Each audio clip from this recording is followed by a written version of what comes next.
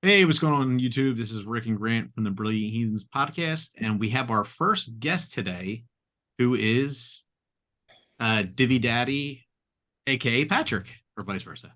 How you doing? Hey guys, I'm good. How are you guys doing tonight? Thanks for having me. Thanks for coming on. Yeah. Yeah. So, just a little background. Divi Daddy and I met initially in Texas, an event, and that was 2020. And then we both volunteered for which he's got the shirt on, the Litecoin Summit 2022, which was in Las Vegas this year, which was a great event. And then we kind of connected, and now we're hooking up with Divi Daddy. If you don't know, him, Jeff, and I can't remember the other person's name. Dylan.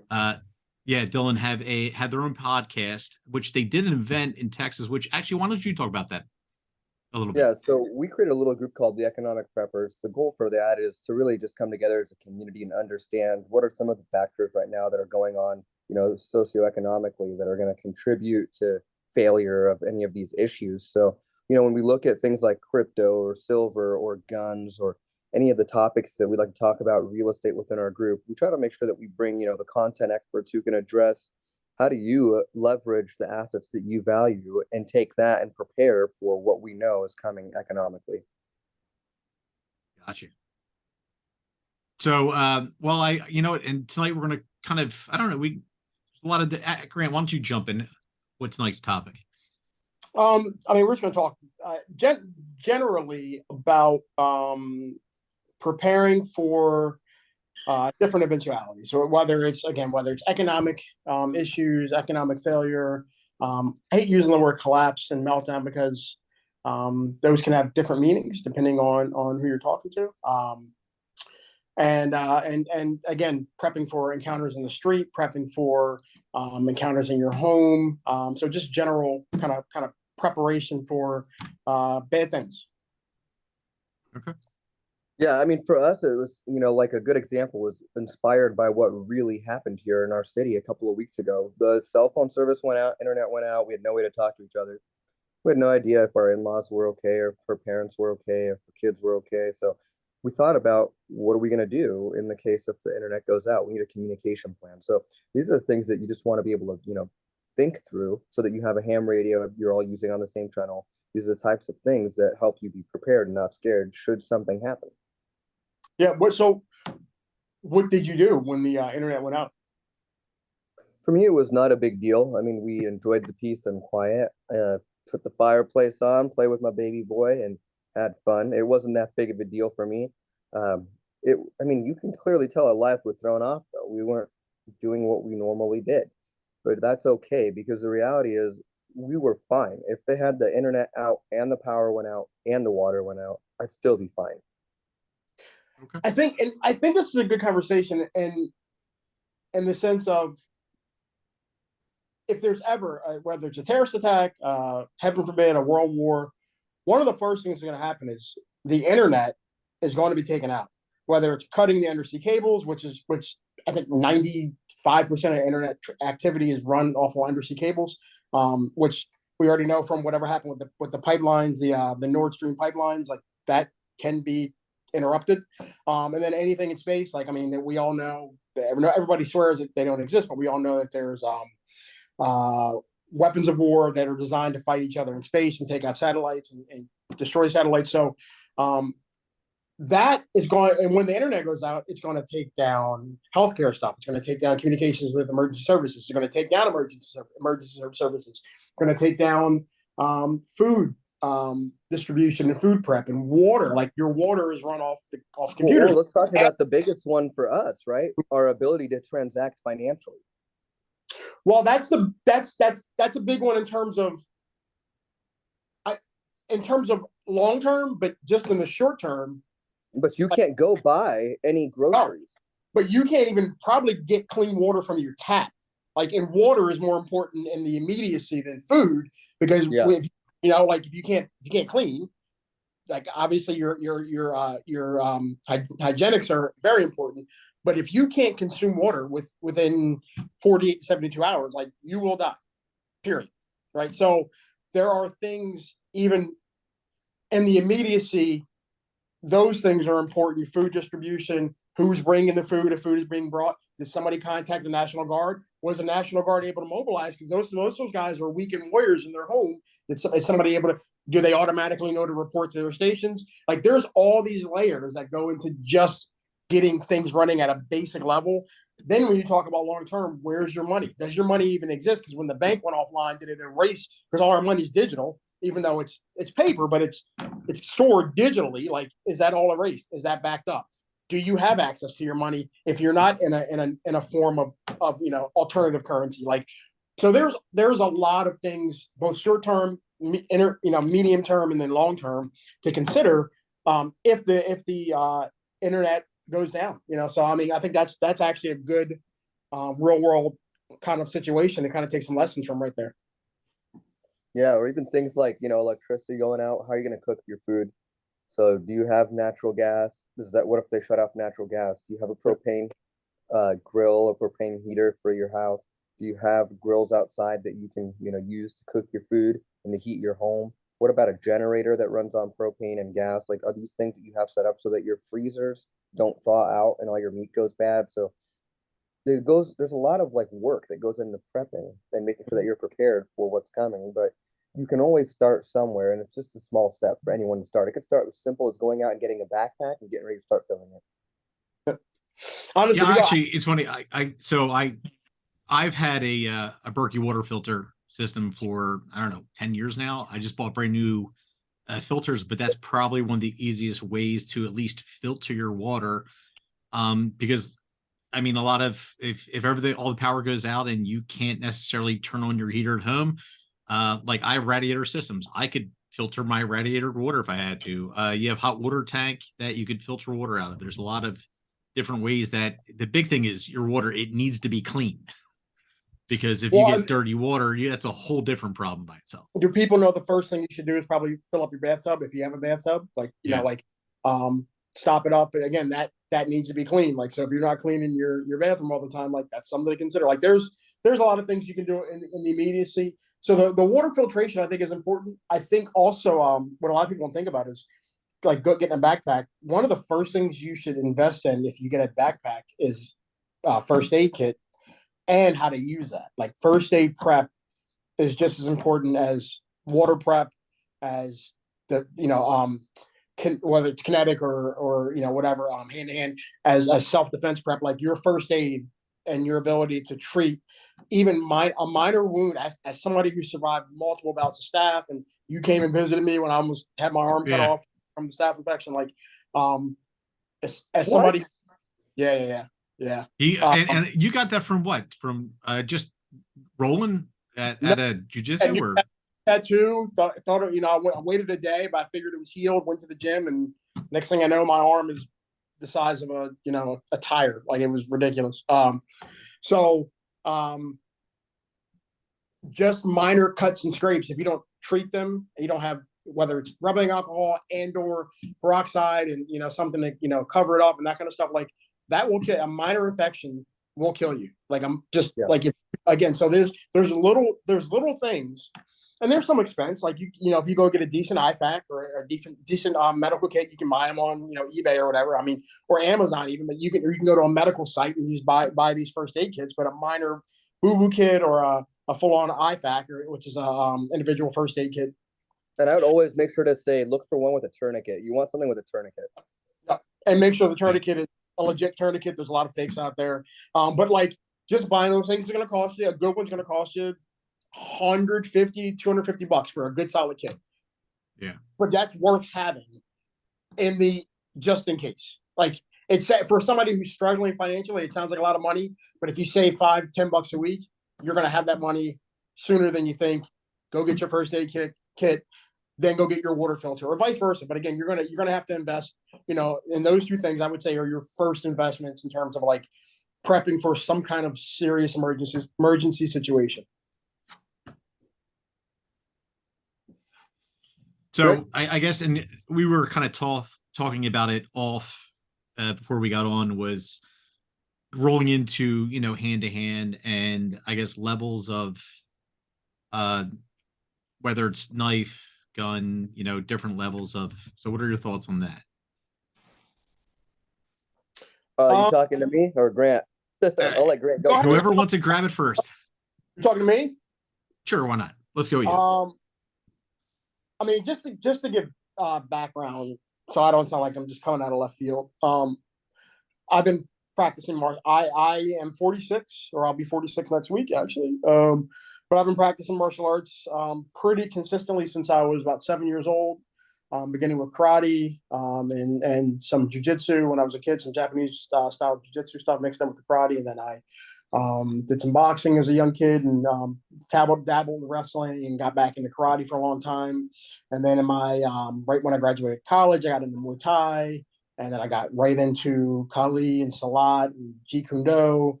I have done a ton more wrestling. Again, since like 2001, been practicing Brazilian Jiu-Jitsu, more boxing. I teach boxing and Muay Thai and different stuff now, striking arts. I done other Jiu-Jitsu. I've done running.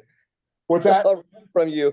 I'm not staying anywhere close to you, man. I'm running so fast. The Krav Maga instructors. I was a Krav Maga instructors candidate at one point. I've done a lot of stuff over the years.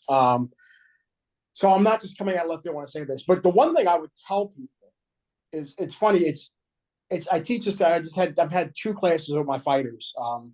In my striking class at the gym I teach at, where I've talked about like your intention, and your intention comes from your mentality. Your mindset's the most important thing. Period. Your brain is your only weapon. Is your mind. That's it. Everything else is a tool, right? Even your hands, feet, knees, elbows they're just tools. Your brain is a weapon. And your mindset, like, so we've been talking about footwork and intention. I've shown them, like, if they have passive, there's difference between passive and aggressive footwork, even when you're on defense. And they were like, what are you talking about? And I'm like, just your intention and how you're doing your defense and taking your shots and setting up your next shot. If you're intending to be passive until you're ready to strike, you're going to get hit. And I was having them like, and they all started thinking back to like sparring stuff. They're like, you're dead right. And I was showing them how to be aggressive in their mental intention, even if they're defensive in their physical skills while setting up their strikes. And they were like, it changed their whole game. And it's the same thing. Like when Rick says there are levels to your defense. No, that's not true, because levels automatically implies that there are lesser and more important things to learn. And that's not true. They're all equally important.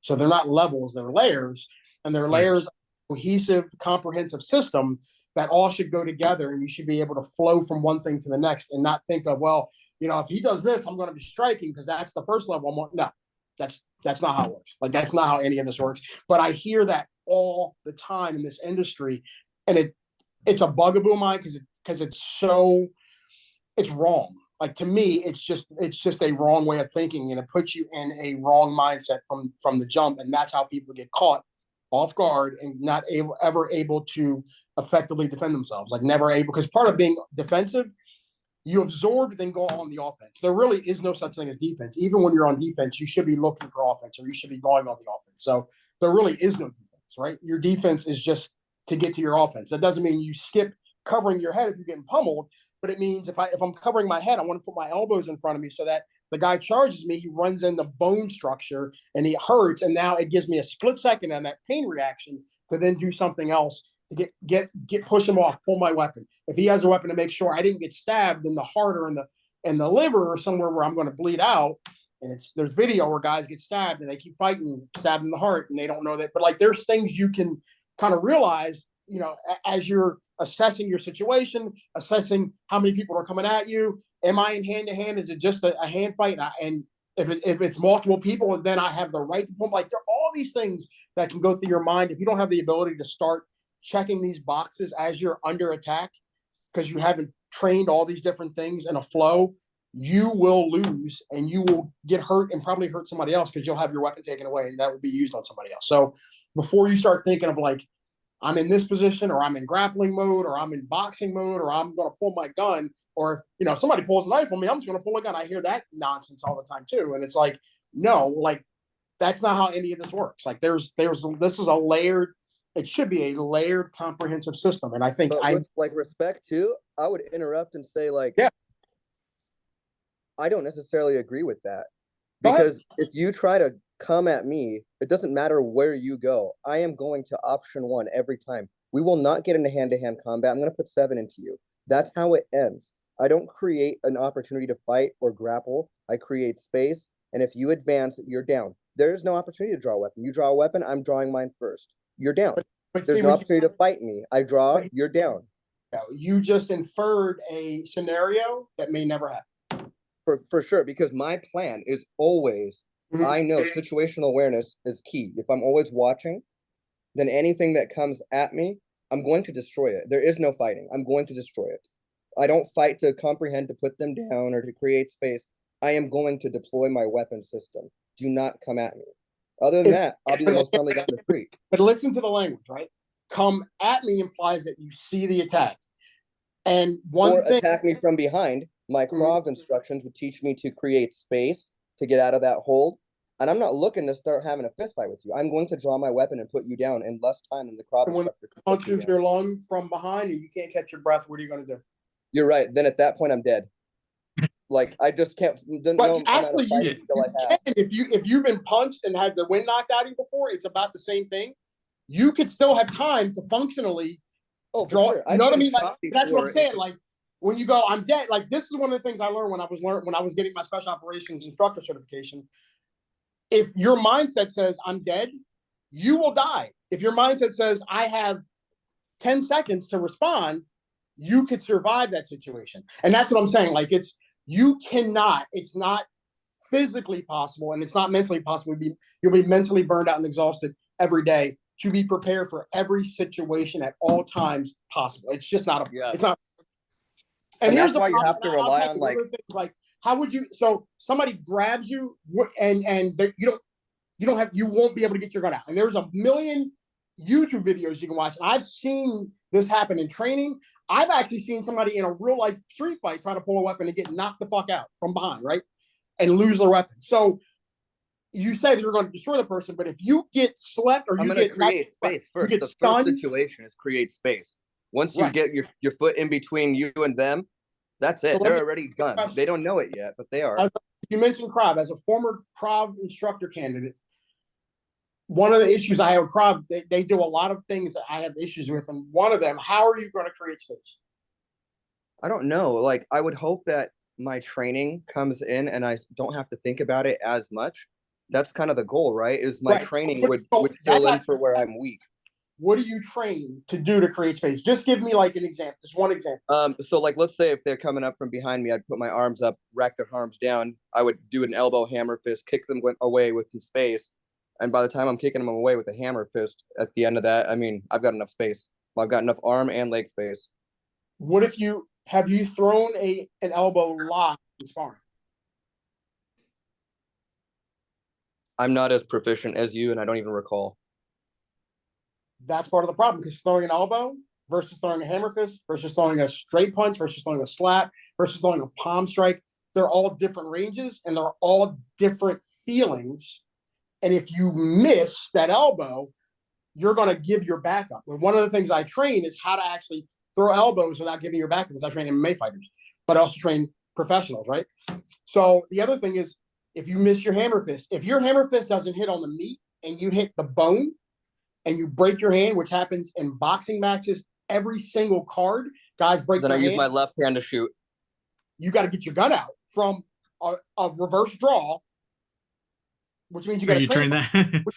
which means I'm assuming your appendix carry, but your appendix carry has to be set up to draw that way without pulling the holster. Like, so there's all kinds of things that go into just even escaping that one situation where the person didn't come at you with a weapon first, or didn't start assaulting you from behind as they're grabbing you. So there's a lot that just goes into, I'm going to destroy the person that attacks me, because even getting to that point, I could literally, and I've had to do this for operators and for police, there's a million scenarios just in one simple encounter.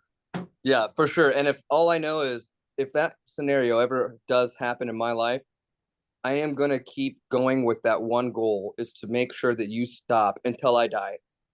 And the idea of you thinking you're going to get the drop on me is a great one, because it can easily happen. Like, you're not prone to it. Like, any of us have to learn that that can happen. But then Absolutely. we also remember that we have a community of people around us. So sure, you can get me, but man, my wife's going to shoot you too. You know, like, If she's everyone's going to shoot you. right, if they're with you, if you're by yourself, if you're with your kids on the playground and somebody's like, I'm going to take this kid, so I'm going to knock this dude out. You know, one of the easiest ways to knock somebody out, and one of the reasons it's like totally illegal in every sport, if you hit somebody in the back of the head, not very hard, like in the back of the, where the, you know, the back of the Yeah, neck. the stem. Yeah, that little dimple is. Yeah, like it's incredibly easy to knock somebody out by accident. And if you hit them hard enough, you kill them. That's why people hit the back of their heads on curbs and stuff when they get knocked down and they die. Like, so if you're just out with your kids, if you're carrying groceries in the house, if you're whatever, somebody hits you in the back of the head with like a bottle or something, a pipe, you know, whatever, a board, and you get hit the wrong way, like, and you're by yourself, or they hit. I'm going to tell you the other thing, because I've seen trained. Rick was with me when I was showing knife stuff, and I had those scout sniper guys were like, I don't know, man, that's kind of gross, right? Do you remember that? We were Yeah. right? Trained kill people who have had battlefield kills, who freaked out over learning knife stuff because it was icky, because it was close up fighting. People who have, I've seen any number of things. There was an officer who froze in a training while trying to just do basic, because he was so over adrenalized. He went into an adrenal loop and got an adrenal lock and couldn't get his holster out, or his gun out of his holster, and kind of got locked in that position and never got a shot off during a training exercise. So while you say my wife's going to shoot me, has your wife ever shot a human? Because shooting a human, not paper, under adrenaline, even punching a human, not a bag or not a pad or not a dummy, under adrenaline, it's a completely different thing. So the guy hits you over the head, starts grabbing the kid, your wife locks and doesn't pull her gun, or he sees that she's trying to pull something and she freezes up, and then he kills her too, or he kills her while you're unconscious and then takes the kid. Like, there's a lot of things that go into these scenarios. So before we start, every time my wife leaves the house with our baby, she's prepared to kill everybody. I'm pretty sure. Mentally, I'm pretty right? sure about that. Until it happens. Because again, these are people. Yeah, but I don't know if there's a. So Yeah. But how it's like, so I guess a perfect example, and it was kind of a learning lesson for me a couple of weeks ago. So my one of my window sensors of my alarm went off in my house, and first thing I did was I went downstairs, and by the time I went downstairs, I realized, whoa, I didn't go to my gun safe. Yep. And it was a great learning experience, but you don't really know until you're in that situation. Right. And I don't even know if it's not even fair to say, I mean, unless you're using dummy ammo, like, how can you train for that situation? You know what I'm saying? Like, yeah, there are things like my wife and I, we have drills in our home. I'll yell threat or she'll yell threat. When we go to grab our stuff, we get to our spaces, we know what to do. Like, if someone does that in the middle of the night here, not only will I have a gun, but she'll have one. It'll be right there. Like, so you have to train. Yeah. You know, that's the only thing is, like, when you look at someone like Grant, there's no way I'm ever going to be able, and, you know, not unless I put some real hard work in to get really good at my art, that I'm going to be able to take him hand to hand. So the idea that I'm going to do is I'm going to look at him and go, I want to create as much space and run faster than him. That's my goal, is to run way faster. Because if you just start to think that you're proficient more than everybody else, that's a problem all on its own. I think the idea is we just try to make sure that we put ourselves in situations where, if you were, like, I know my wife talks about this a lot, like for females especially, if you were to be put in a position where there's someone trying to attack you and hurt you, what would you do?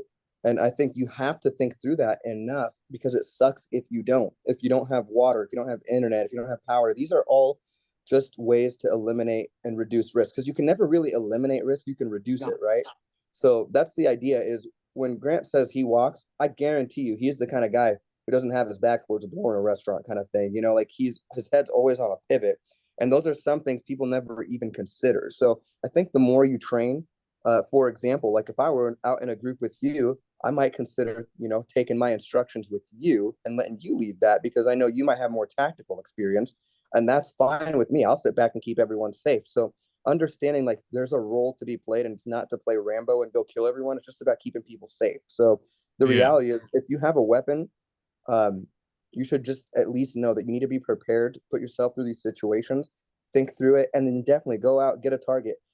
Practice drawing your weapon multiple times. Practice drawing it left hand. Practice drawing it from when you're in prone position. Like, figure out what you got to do. And you don't have to play with a loaded gun. You can even get dummy guns to learn how to draw over and over. So just practice. Yeah, you can dry firing. Nothing wrong with dry firing at all. Yeah, I know people who get upset at that. I'm like you. Like, no. No, it's that's an old school thing that people still get mad about. Like, and it's every trainer at this point will tell you to dry fire your gun as much. Like, it's, you have to know your trigger. You have to know, but it's more than just your trigger. Like, I think people need to understand. Like, it's what I'm getting at, and I'm not trying to be a dick. I'm just saying, like, there's more to this, because I've actually seen trained professionals who have killed people or have trained to kill people for years freeze under training scenarios, let alone a real life I gotta kill somebody scenario, right? So if you get like, and this is where I talk about there's layers, like, and one simple guy grabs me, I create my space, I throw a back elbow because he didn't hide his head, I hit him with the elbow, he lets go, but as soon as he lets go, he pulls a knife. Now are we in hand to hand, are we in knife?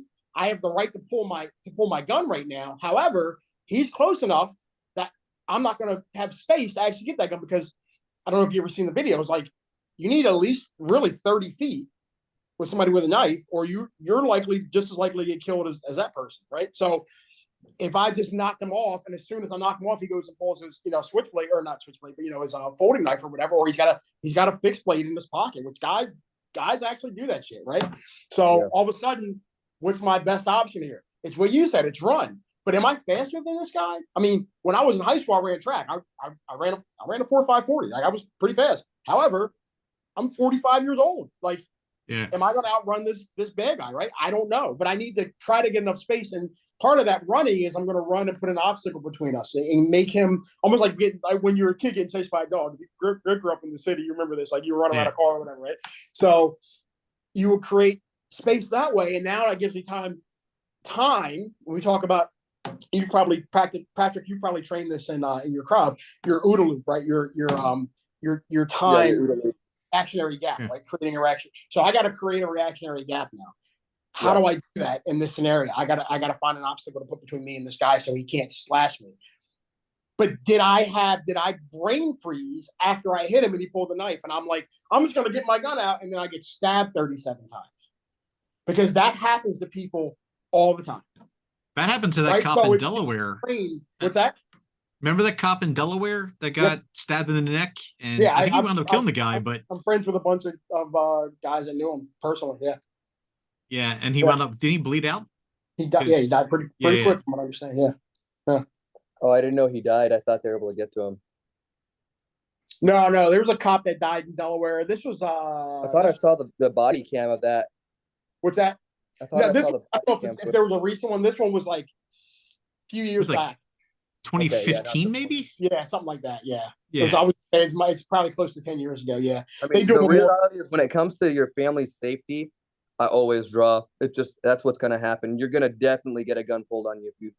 If you make me feel unsafe, I'm definitely going to pull that gun.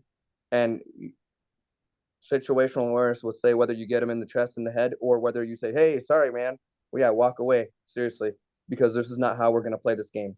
I have no problem presenting much stronger of a threat than I need to, because for me in Oregon, I know my laws, I know my legal grounds, and I'm just going to always stand my going to stand my ground, and I have no reason to leave. So if you come one step closer, you're going down, and I'm okay with that. But the idea is I try to be loving. Like, never ever would I have a reason to get into a fight with someone like you guys. Like, I will always figure out a way to be loving. But if you're attacked randomly by crazy people, you can't logically like talk to someone who's crazy or who's having a psychotic episode or doesn't even know who the hell they are at the time. So you just have to be ready to respond in any situation.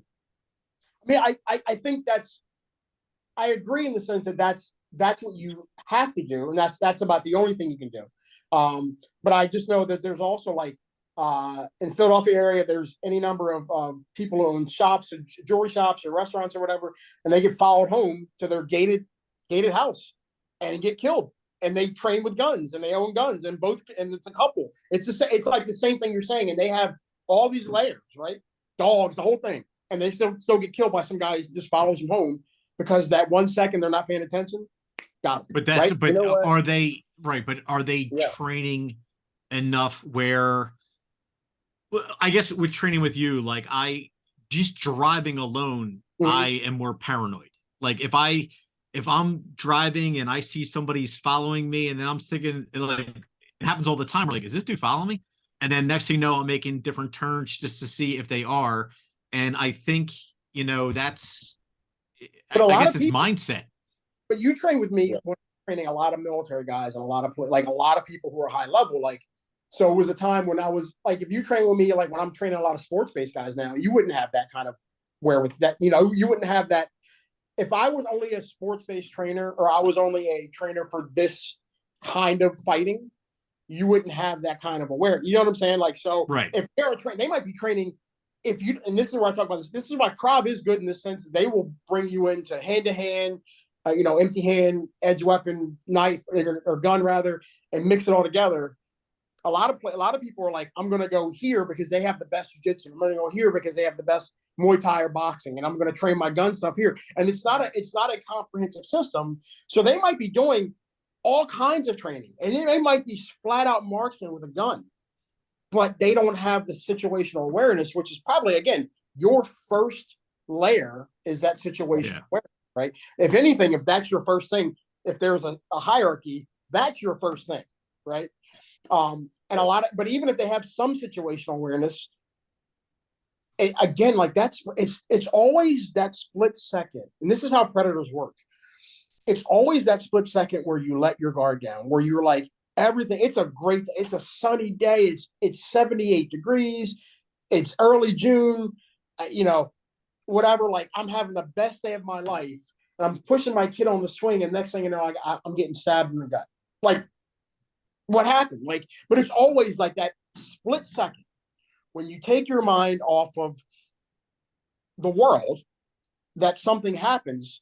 And the problem is there's always that split second. You can never be totally plugged in all the time because you will drive yourself crazy, right? So it's now you can survive that gut stab. You can survive getting shot. Like you can survive a lot of things, and you can survive and fight back. But did you train for the survival as opposed to, I think the only thing I'm taking issue where I'm kind of pushing back a little bit with Patrick is if you train for all the fighting and the survival piece and all the mixture in between, the bleeding. I watch my wife get shot, or I watch my wife get stabbed, or I watch my kid get kicked while we're fighting, and I'm still going to stay in this fight so I can, like, it's almost like triage, right? What's the most important thing? Surviving this fight and getting rid of stopping the bad guy, then getting to these next things. But people are like, I've trained for all this, and they're winning a fight, and then somebody else will come in and stab their wife or start raping the wife. We've heard about this home invasions where a guy's fighting and the wife gets grabbed and like guys are pulling her clothes off and he goes to try to help her and then he's dead. Like, it's like, there's all these things you got to consider as part of your whole plan. And that's why I think it needs to be holistic and not just like, I'm going to do this. Like everybody says what I'm going to do. It's Mike Tyson's quote, everybody's got a plan until they get punched in the mouth, right?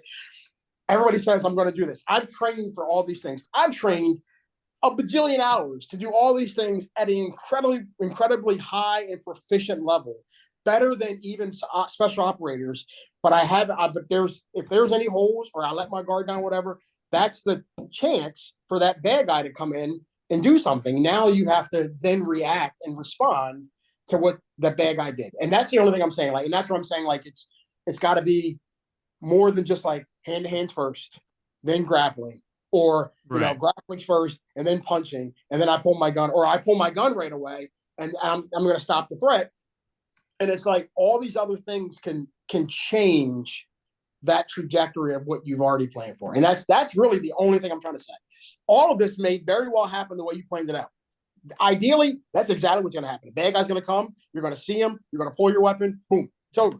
But if that doesn't happen, are you ready for everything else that can come over the course of this, what really could be a 30-second to 5-minute encounter, could feel like a lifetime. And are you ready for that encounter to survive it. And that's really all I'm getting at. And what I'm saying is, as your, whether it's your, we're talking about your, same thing with your financial stuff, same thing with your physical survival stuff. Like, you should have a comprehensive plan for all of these things. It can't be just one thing. Don't put all your eggs in, this is my basket. That's all I'm saying. No, Actually, I it's respect funny. that Yeah. 100% because I know, again, like I did Krav for a reason because I Mhm. knew it was one of the things that I was less skilled and able to deal with. And I needed to have some kind of foundational understanding so I'm not stuck there going like, well, what do I do? Right. So that was, so no, I'm definitely not as proficient as someone who's like been doing it for as long as you have. There's no way I could catch up. But what I can do is learn from those people how to think to respond.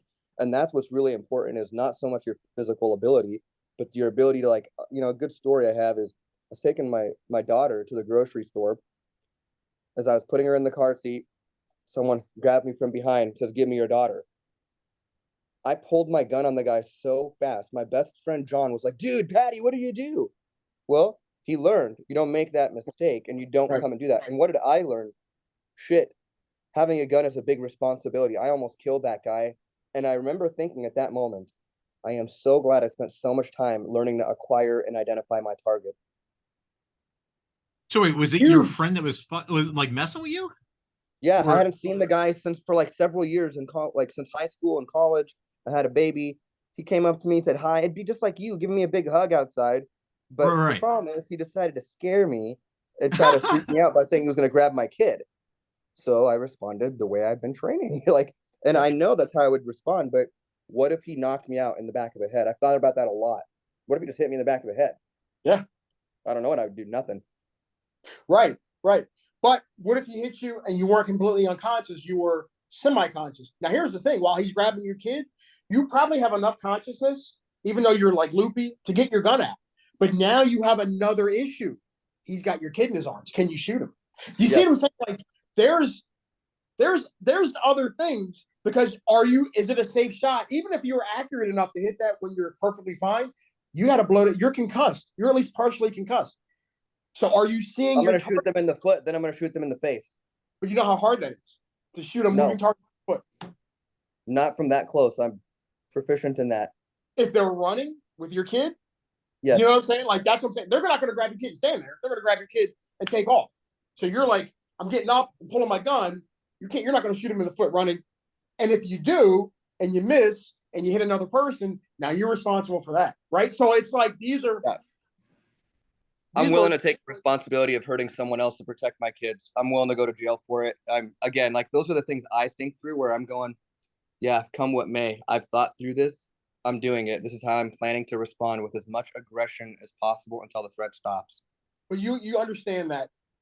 You understand what I'm saying? Like, if you miss, you hit somebody else, that person might still get away with your kid.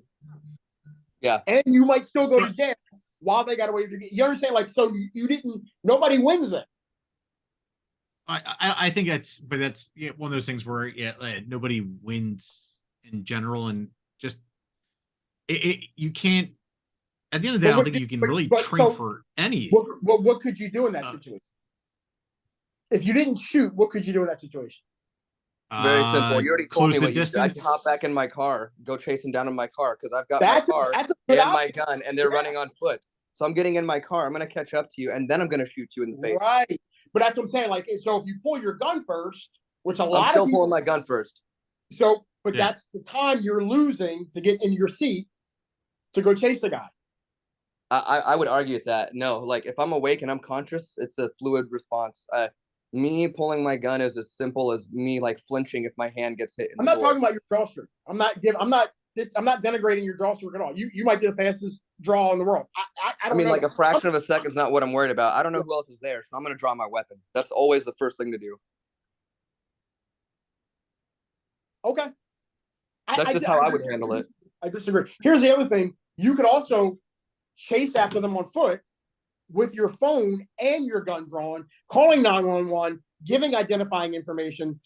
This person grabbed my kid. I'm on foot. I'm chasing them. They're wearing X, Y, and Z, moving in this direction, heading south, heading toward this street. I'm in this parking lot, blah. Like, you could be giving the authorities the chance to try to find them while you're still chasing them in case they get there before you do. Like there's a lot of things you could do in addition to drawing your gun, other than even getting in your car. Like that's what I'm saying. Like there's a lot of options other than just drawing your gun. And that's what I'm saying. Like if your first automatic response is I'm going to my gun, there are things you could be losing that could be just as tactically viable and helpful. I agree. That's why I would never do it your way either. I would never hang up and get a phone out. That would never ever be what I would do. You can get your phone out probably while you're running. You probably draw your gun while you're running too, after the person. Yeah, I agree with you. I'm just saying, I know for me, it wouldn't be the phone. Like, there was no way I'm going to rely on the police's response time to get to my kids. That's not even going to cross my mind. That's not even going to cross my mind. I'm going to rely on someone else to call it in. Philly, the average time, especially even in my neighborhood, especially is I think 45 minutes for police to get to you. I'm not even in a city as big as Philadelphia. Yeah, I'll call the police after I've caught up to him. Oh, and that's where I guess for all you know, if they do just say if they club you in the back of the head and they grab your kid and they throw it in a van because they have a team of people and then they take off, then it's like it all comes down to the situation and how many people are involved. I mean, I'm guessing a lot of the videos I've seen of kids getting grabbed, it's not just one person, it's multiple people, and usually it's they have one car already set up ready to go and they're throwing that kid in the back seat and they're going. Yeah, there's only so much you can do. That's why we were like, we really need to rely on people like Grant. When they're in the supermarkets out there, that there's guys like us who are out there that will respond to people who need help. Like if we see that happening to someone else, we would be just as engaged in their situation as we would in our own, because that's what we train for. We don't just care about protecting our lives. Like if it was my life alone, it'd be a different story. But when you got kids or family, it's a different thing. If Grant sees someone, hurting next door, you guarantee he's going to respond, and they aren't going to know. But how many people are? So it's a very small group of people because today, social media. I mean, there was a girl on an L train in Philadelphia getting raped on a train, and the only thing that people did was pull out their phones to tape it. So I mean, that's disgusting. That's disgusting. That wouldn't happen.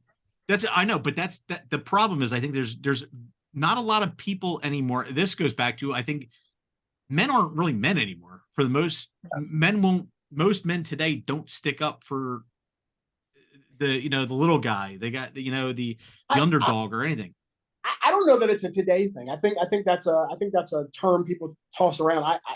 I don't know that that's any different than it was back in the day. I don't think things are any different than they ever were. And I'll tell you why. It's because even as a kid, I learned this, and we've talked about this. You and I have talked about this before. Like most adults have never been in a fight. Not as a kid, not as an adult. Yeah. They never trained to fight. Most adults, the majority, like not. So it's not like it's men aren't men anymore. Like men, if that's the case, then men were never men. Like that's right. Just not. That's not a real thing that people have been in fights and that they stand up for other people. That's why there's how many TV shows from the 80s and the 70s and movies and stuff where somebody's getting picked on in school and nobody helps them out. Like that's a trope from the 70s, 80s, because nobody ever helped anybody out. Like that's a thing that's existed forever. It's not because men aren't men now. Like that's never been a thing, right? Right. So I don't buy. I mean, one of the things I was even talking about, like with shooting paper and stuff. Do you know where the human silhouette targets came from? No. Why? World War II, everything was a bullseye. They realized about halfway through the war, the soldiers were it might even be World War I. The soldiers were purposely missing on the battlefield. They were shooting over the heads of the bad guys of the enemy because they didn't want to kill anybody. Because humans generally don't want to hurt other humans. They don't want to fight. They don't want to shoot people. So they created human-looking silhouettes to get them trained to basically program them to train to shoot a silhouette. Because on the battlefield, everything looks like a shadow generally. So it was easier. Oh, I'm just shooting the same thing. Like it dehumanized their targets. But when they were shooting at bullseyes and have to go shoot people, they were like, I'm not shooting another person.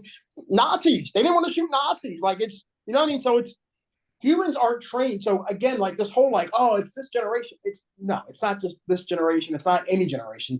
People throughout history don't hurt other people unless there's something wrong with them or unless they've trained to do it for a reason. Like generally the people who've hurt people outside of being trained are psychopaths and sociopaths. That's it. Like, people don't hurt other people, and it's got nothing to do with the generations or men aren't being men or any of that stuff. Like, I hear that tossed around all the time, and I'm like, that's just not true. And a lot of the guys that say that have never been in a fight either. Oh, I'm going to do this when I'm like, all right, no, you're not. You've never done that before. That's a lot. So one thing I mean, we've talked about it before, and I guess kind of bringing this into is physical fitness. And perfect example, I've dropped 50 pounds. 50 pounds ago, I had a holster, and I have love handles, at that time. And how much your body changes just pulling your weapon if you're heavy. And back when we used to do, I guess, training, we'd go, there's a group of people we used to kind of work with that up the mountains, and all of them were proficient shooters. But I will say, they all said, oh, well, I'm going to sit here and do this and do that. But none of them could walk a mile without, being out of breath. And, like, I think that's another thing too, is at least being somewhat physically fit to actually be able to do something where you're not going to gas out in 20 seconds and not be able to do anything. When we had our little training group that I used to train, what was the first thing we did before we did any combat training? We went to we did the track. Ran up bleachers. We did all kinds of stuff right before we did, because if you can't train, if you can't fight after you should be out of breath, or after you run a couple miles or whatever, like, then you can't fight. And that's it. Because adrenaline is going to make it feel like you ran 2 miles. Like you got somebody sitting on your chest. Like when you have an adrenal spike, you're going to feel like you can't breathe, you can't see, your hearing's off. You got to be able to fight under all of that psychological conditions, aside from whatever physical duress you're under, right? So it's, your physical fitness is huge. Yeah. And it's huge for going back to the original survival scenario. Like, if you're surviving for a while, and then it's like, all right, my filter is getting crappy. I have no communication. We're out of food. We got to move. We got to get on foot and go somewhere, right? If it's a total, civilization down situation, right? If you can't walk, if like Patrick, you have young kids. If you have to carry your kids, like, you got to be able to, like that. Like, there's all kinds of things you got to put into your computer as you're like, okay, what am I thinking about here that might be in my potential survival scenario, right? For as a matter of fact, what you're saying right now is exactly why I started.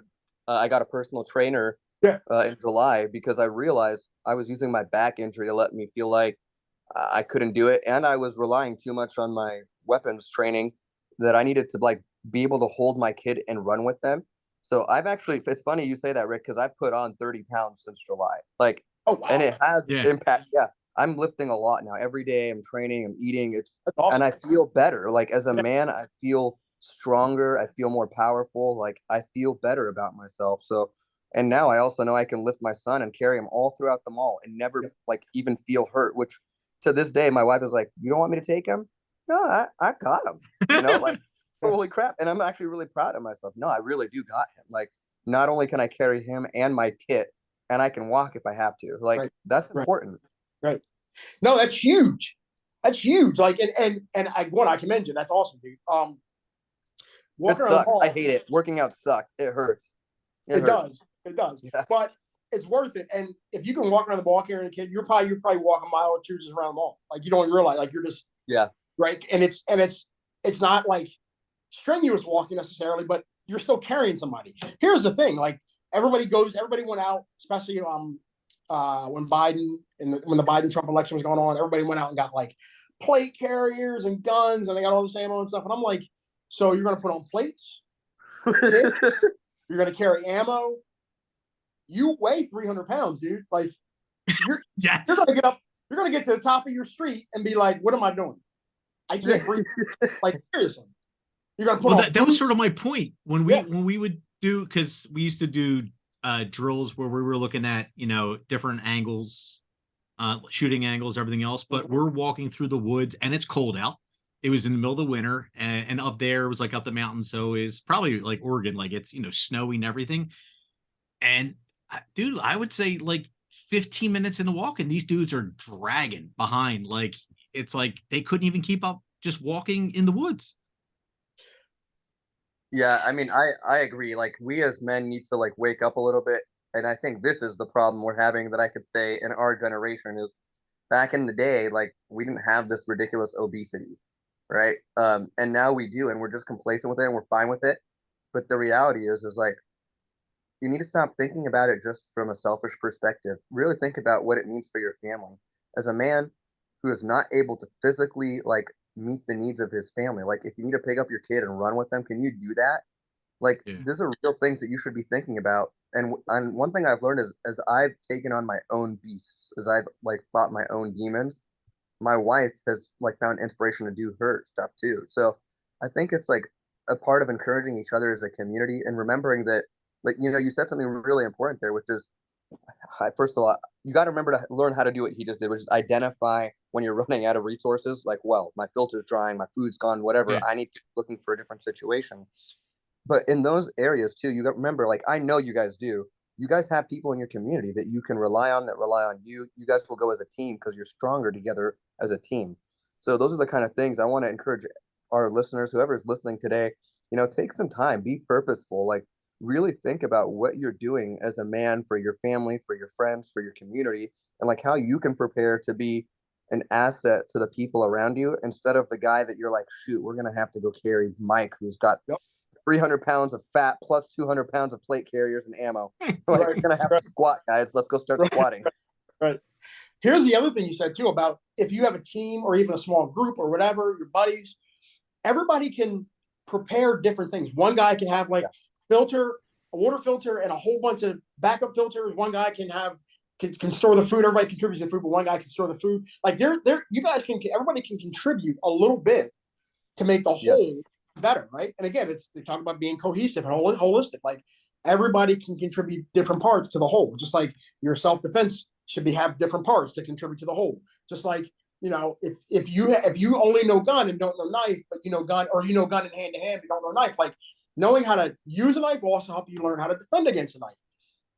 At least learn how to get cut safely and survive. Like you're better off getting cut on the bone as opposed to getting cut in a connective tissue or arteries or whatever. Like learning those kind of things, but learning how to use a knife will help you learn how to defend against a knife or survive a knife attack. Like, and there's all these different things that people are like, I don't need that. And I can't tell you how many times Rick's heard this when I'm talking to people like, I don't need that. I'll just pull my gun. Like, and it's like, dude, like you got to get there first.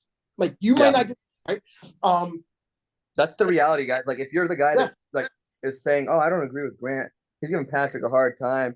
Like I think you guys need to really listen to what he's saying. He's right.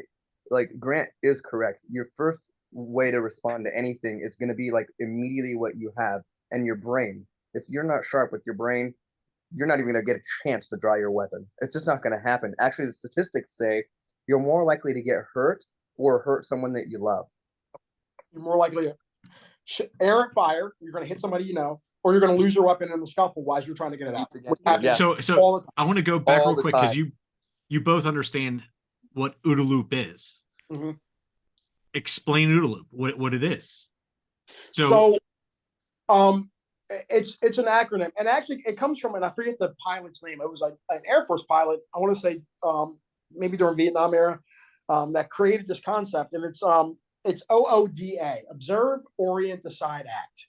And what you're doing, it's like in the Air Force. It came from the Air Force. I remember that. It was a fighter pilot. I can't remember his name. But you're observing your immediate situation and your general surroundings. You should always be observing. Part of your thing with your OODA loop helps you create what we call a reactionary gap, which is the time between your reaction and the bad guy's reaction. The bad guy, because he's a bad guy, is always going to have a jump on you. So you have to increase the gap for yourself to have more time for you to react and shorten the gap for him to give him less time to react to your counter, right? So that's kind of the concept overall, but the OODA is your observation, which you should always be doing. So you're part of it's like your background stuff running on your computer. Your observe, orient. So you're going to orient yourself to the threat. Like what's happening? How am I, again, orienting myself to the threat? What's my decision? Is my best decision to run? Is my best decision to pull my weapon? Is my best decision to fight, throw an elbow, whatever. Like, and there's a million little decisions that incorporate into your big overall decision, and then you're going to act. And it sounds like it's a long-winded process, but really it's happening like that. It's everything super fast. And the more you train, the faster you get, which again increases the gap for you, the reaction time for you, and decreases it for the bad guy. Like, so the more you train for different scenarios, the more you train adrenaline, adrenal stress response, and all this other stuff, the faster you get. So that's basically what they teach you. Like a really good example of how to throw off someone's what they call OODA loop, right? What you do in tactical situations is they'll throw in like flashbangs, something loud, something bang. It just throws them off of their like thinking rhythm and their cycle just enough for you to win. It's just, and he's not talking about anything ridiculous. It's actually, we do it all the time. You just don't know you do it, but your goal is being intentional about throwing them from a loop. It's totally psychological. And Grant, the one thing I remember you saying in class is spitting on somebody. Yeah. Like or throwing, coming down, if you're on the ground, throw something in their eyes or something, just something that like when you get spit, most people get spit on and they react. They react. Well, because you want it to be quick. So something really quick, like throwing a hammer above their face or spitting on it. Like, exactly. Yeah, that's one of my first things I used to teach people is you spit on somebody anytime, even if you're talking to somebody in a casual conversation and spit flies out of your mouth, everybody goes, like, everybody looks at it, right?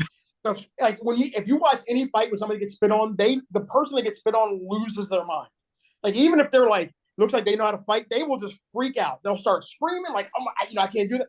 Flailing, all of a sudden all that training or all that preparation goes right out the window. Like, so it's something that causes an immediate reaction of revile and disgust, and people shut down. Like their computer starts to go glitch, like, and and that gives you that split second to do something different. There's other things too, like, and there's things to think about. Like, one of the things I would tell women, a lot of women don't like carrying weapons. Like, and it's just a fact. Like, women are even less prone to use violence than men, and that's just a fact. Generally, but if somebody's tell my wife that, I mean, statistically, but there are things like if a woman's knows she's being followed, a lot of women will just keep walking. Like, maybe he'll leave me alone or whatever, right? Or my girlfriend told me when she lived in Philly, she lived in South Philly, which, it's back then it was a really bad neighborhood. It's better now, but it's still not great. But guy was following her. She was walking home like she always did from wherever, and guy was following her. And this is like a long time ago. And he grabbed her, or she went into an alley to like confront him. And I'm like, you trapped yourself. And she's like, yeah, he grabbed me by my throat or whatever. And I started screaming, and somebody walked by and saw him and stopped and looked, and he ran off. And I was like, you're lucky that somebody stopped. Like, you're lucky that somebody stopped. And she was like, I thought I was going to fight him. And I was like, why? Like, here's all the things you could have done. You're in the middle of a city. Ring every doorbell you walk past. Knock on every door. If people start opening their doors and you're like, this guy's following me, he's going to stop following you. Or they're going to come chase him in the right neighborhood, or they're going to call the police, whatever. Like, something's going to happen in your benefit, right? You don't have to have a weapon. Like, that's just using your brain. But again, that's like every door I walk past, I'll kick the door. I'll bang the door. I'll ring the doorbell, whatever. And that person, even if it's like, hey, let me in, I'm here, right? Pretend like you live there. And the guy's like, well, now that guy's got him stop and go, does she actually live here, or is she trying to fuck with me, right? But it gives you that much time to figure out the next part of your plan. So there's your OODA loop in real life right there without doing anything violent, right?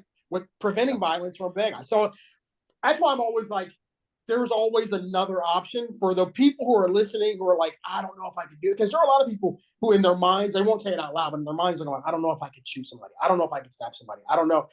There are always other options. That's why and that's the only reason I also push back. I always stress, like, even for people who aren't ready to commit violence, there's always another option that protects yourself, but you have to use this. This is the only weapon. So I'll jump in. So in twice in the past, I'd say 8 months, my wife has had two situations similar to that. Mm-hmm. The one, she was walking with my daughter in Franklin Mills Mall, and they had a guy that was following them. And every time they would go in a store, she'd turn on, boom, that guy's there. They would start to walk a little more, boom, that guy's there. And I mean, at one point she just said, enough of this. She got a security guard, and then next you know, this guy was out. The other time she was at a BJ's, same thing. She has a guy who's taking pictures of her and going in aisles, and then she kept seeing him, went to the meat department, saw him, and at that point because she actually called me. That was the first thing she said. She says, Rick, she's like, I think I'm being followed. And I'm like, where are you at?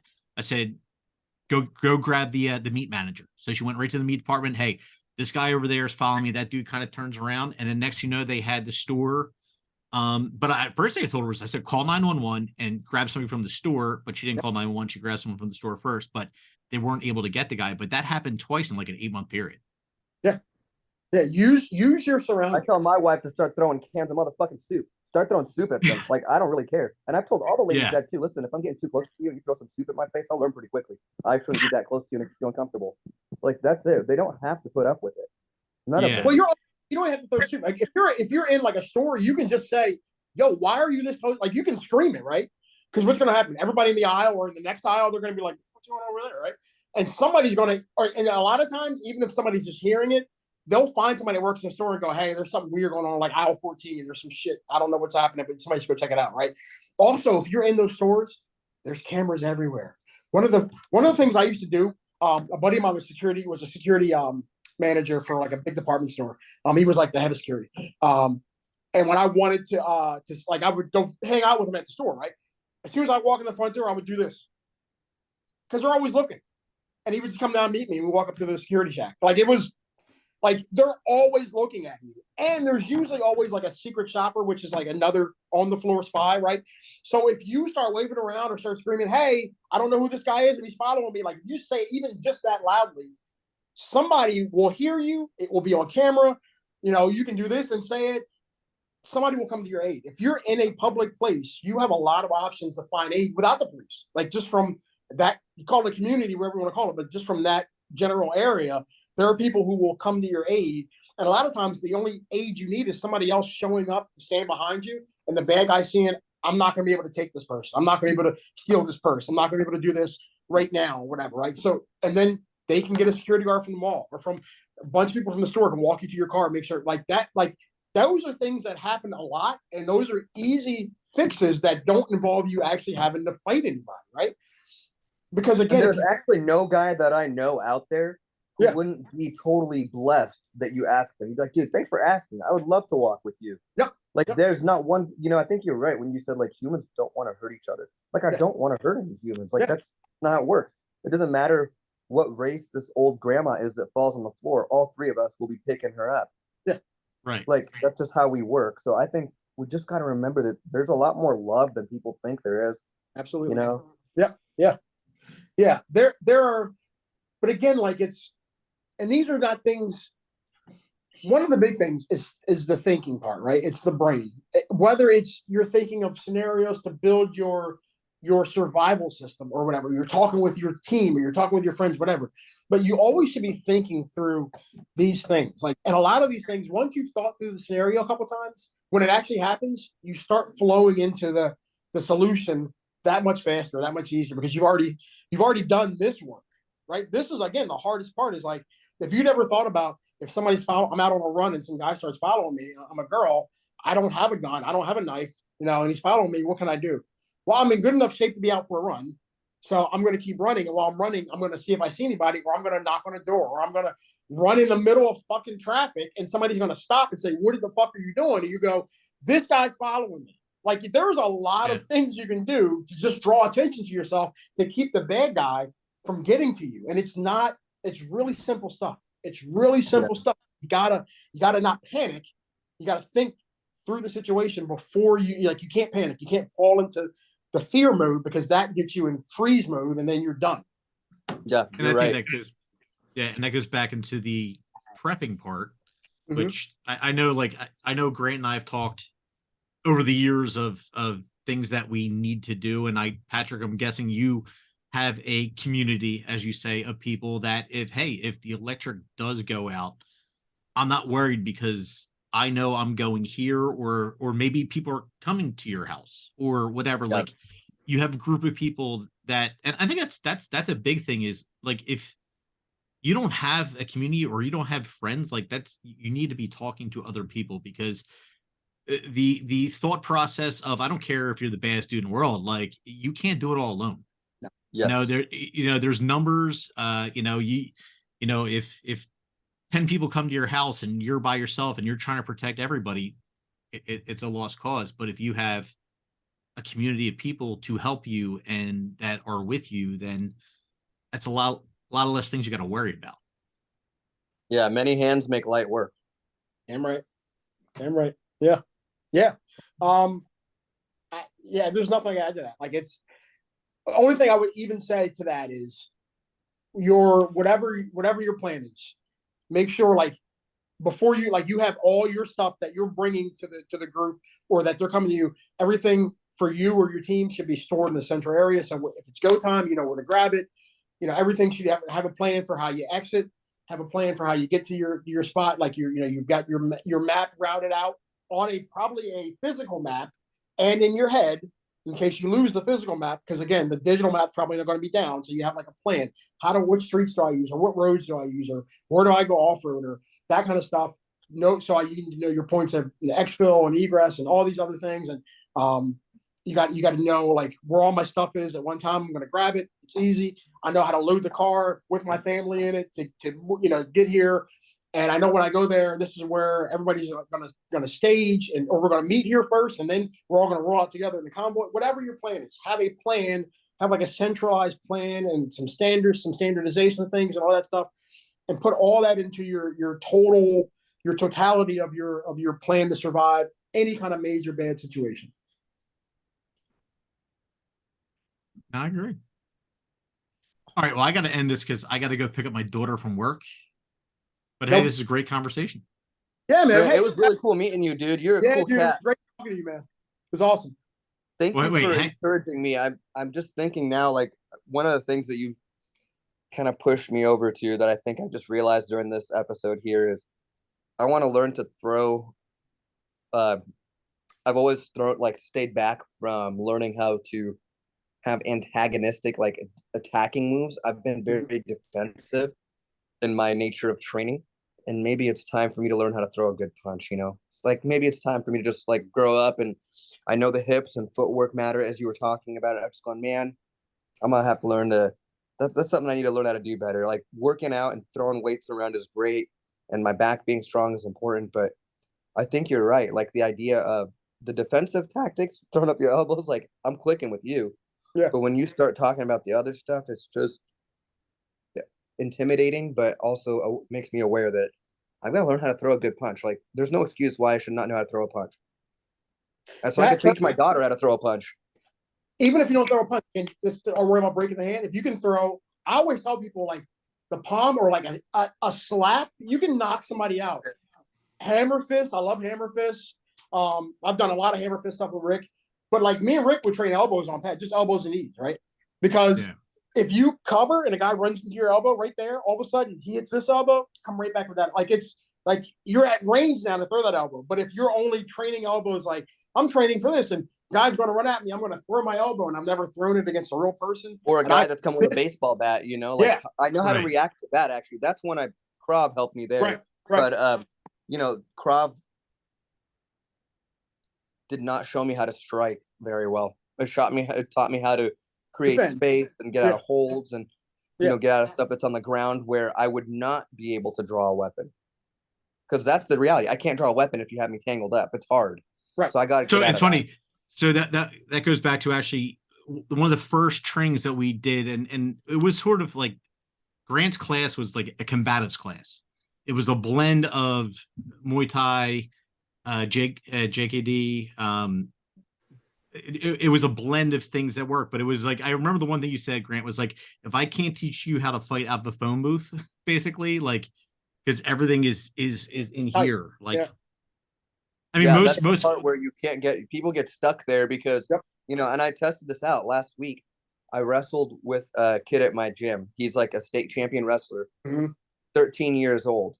Now I'm stronger than him and I beat him, but he had me in some holds. When he got on top of me, I couldn't get out of him. Yeah. Like a 13-year-old. Okay. So again, I realized I was like, there's still things like I beat him because I was stronger and he was smaller. But if that guy was an 18-year-old wrestler, 20-year-old guy who was trained as a wrestler, technique is really something you can't outfight. But that's also going back to when we did a couple of the combatives classes, and you were actually we were working with the one guy. It was his brother. It was a cop, and it was a jiu-jitsu guy. And he right away with boom, he was on the ground, and then Grant came up and threw a knife into the situation, and then he didn't know what to do. And it's like a lot of guys that are conditioned just to one art. Like if you're conditioned to do wrestling or jiu-jitsu and you always want to go to the ground, are you wrestling on? You're not you're training on mats. You're not training on concrete. You're not training on glass. You're not training on stones. You're that's exactly what he environment too. I did a Krav instruction with one of my instructors. One of the sessions we did for the whole class, I was like young and cocky and bragging about how I could draw my weapon so fast, and he showed me out of 5 times, the class got to vote whether I drew my weapon fast enough to shoot him with a blue gun. Out of 5 times, one of the times I was able to get off the shot, and that's when I kicked off of him at the end. And he said, that would have been concrete you're landing on, bro. And I was like, I realized it doesn't work with a trained, skilled guy who is an instructor in Krav. I could never beat a Muay Thai guy hand to hand. But what I can do is maybe run away fast enough and throw, glass down or something. And realize what my weaknesses are. But you taught me something today. I need to learn how to throw a decent shove, how to use my inner core strength to defend my body better and defend my vitals better. I'll tell you guys 2 quick. Rick, you might have heard one of these, but 2 quick stories about wrestlers. Well, one's not a story. The only combat sport that you can learn in every school in America, probably starting in elementary school, is wrestling. Almost every school in America has a wrestling program, right? So, and it's a combat sport, and guys are learning how to fall and not get knocked out. They're probably getting concussed, so they're used to being loopy and still fighting through it. They're learning how to slam you and knock the one out of you or kill you. So wrestlers are incredibly, and they're quick. And their chins, even their freaking chins are a weapon.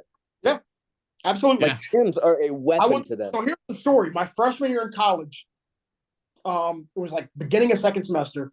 Somehow every RA found a way to get off. And we were in the dorm, and everybody knew the RAs were off, and everybody had an around the world, which is every room had a different alcohol from a different country, right? Everybody was getting wasted. And there was guys in my dorm where I lived. There was a bunch of football guys, and there was other guys who were freshmen on the football team. These 2 guys walked past me in the hallway. Never met them. I was in a different dorm. We had 2 buildings. I was in a building I normally wasn't in. Guy shoved me, and he starts singing a Snoop song, and it's all inward, right? And he's just staring at me. And it's just, dude, I'm 5'9", dude. I'm big, but I'm only 5'9". I've always lifted and stuff. So I've always been a bigger dude. But this dude was a tight end. So he's 6'3", big dude. And his buddy was a running back, right? Little dude, but he was a running back. So my buddies they knew I'd done martial arts my life. My other buddies are black belt in karate. Other guys are just we've all been in street fights together and stuff. We all ended up, some of them were just visiting. Some of them were in college with me. But I had 5 guys with me. I looked like it was only 2 guys. They're like, man, you gonna let him talk to you like that? So I get hyped up because I haven't even been drinking. I was just pissed. We follow this dude to his room. I knock on his door. He opens his door and he tries to take a swing at me. And as he took a swing, I leaned back and I just called him. Right. Put him back in his room, was hitting him. His buddy that was talking shit ran at me. I held the guy on his wall, and then I punched his buddy as he's running at me, this running back dude. So I ended up putting them both in the hospital. I fractured the dude's eye or whatever. But next thing you know, there's guys coming out of his room. He had a whole bunch of guys in his room. He was having a private party, guys and girls. And they're just running at us, and they're fighting my boys in the hallway. And one of the guys was from another school. He was a wrestler on the team at that other school, and he's fighting my boy who's done martial arts his whole life too. He was a black belt in a couple different martial arts. While I'm in the room fighting these guys, I'm just hearing, boom. We had cinder block walls. They're all painted, but they're cinder block walls. I'm just hearing, boom, boom. And what it was every time he missed hitting the dude, he was hitting the wall that hard that it was shaking the whole thing. A buddy. The wrestler that they literally had to call an ambulance. He never went unconscious. He was loopy. blood everywhere. And I come in the hallway. He was beat to shit the whole time. He's just trying to take my buddy down. Never quit.